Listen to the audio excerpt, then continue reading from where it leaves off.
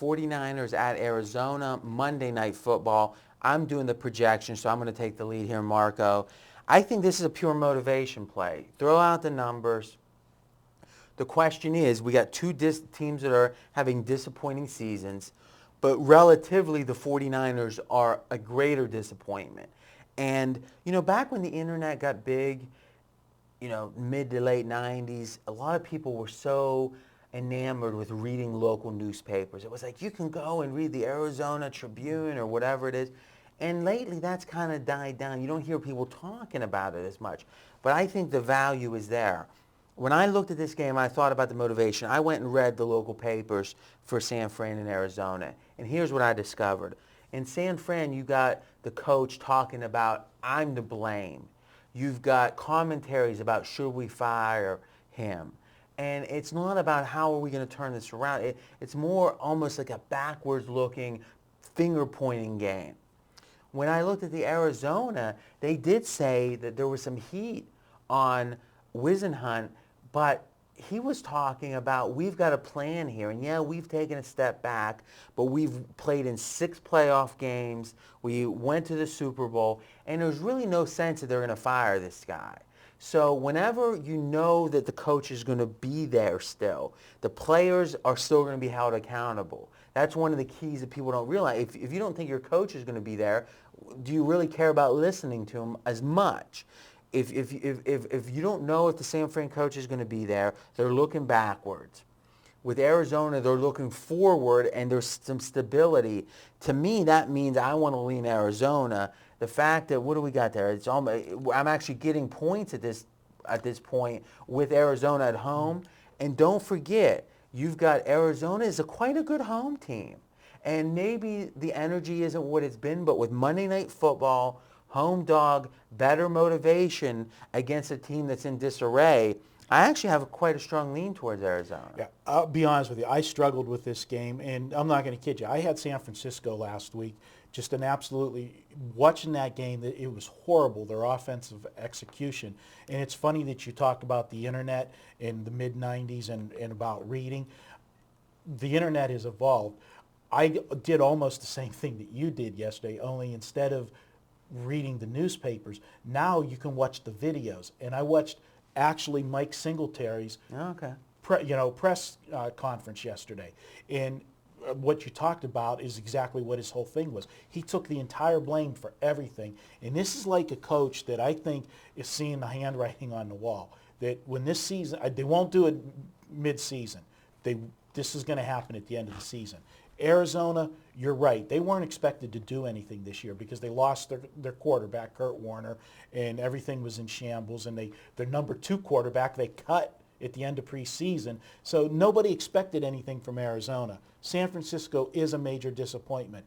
The only thing that I'll give caution to is both teams are 3-7. The sad part is at 3-7, normally your season's over. The winner of this game is still in the playoff hunt for that division. Which makes it all the more telling that San Fran isn't looking forward, but they're pointing fingers. They're still in it, but emotionally they don't feel like that. And with Wisenhunt, Arizona, I think you got it. And I think the profile here of getting the points is you've got the 49ers 3-12 as a road favorite ATS. They're not built to lay points in the road. I know it's only 1, but this is a defensive team. And you've got Arizona 20 of 28, so 20-8 as a home dog. So you've got a really good home team that plays well when there's a superior team coming in, which is shocking to say San Fran's superior.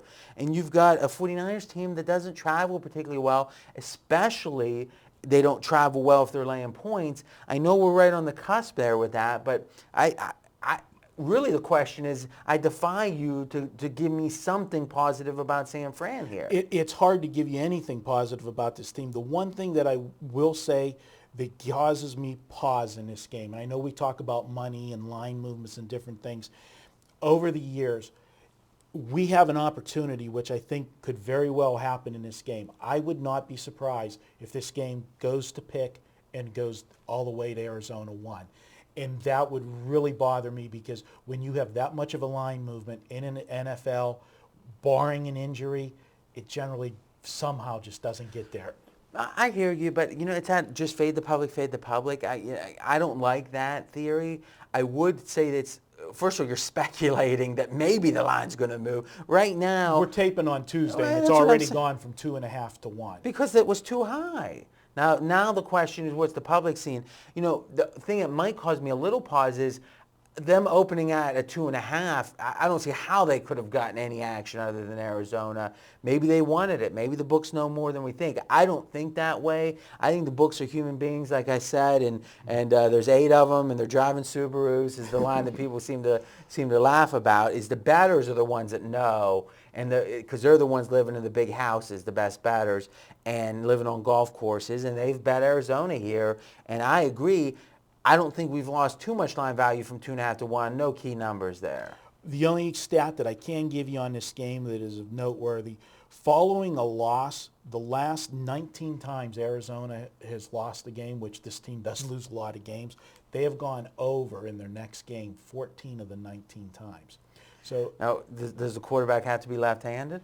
no, the quarterback doesn't have to be left-handed, but You've never used stats or trends, and you've come up with the most Well, convoluted trends this week. because when you got a game like this that got to, I would just like Leave to the know, trends to me. leave the trends to you. And the fact, to add to that, Arizona's given up 27 points or more 4 straight games.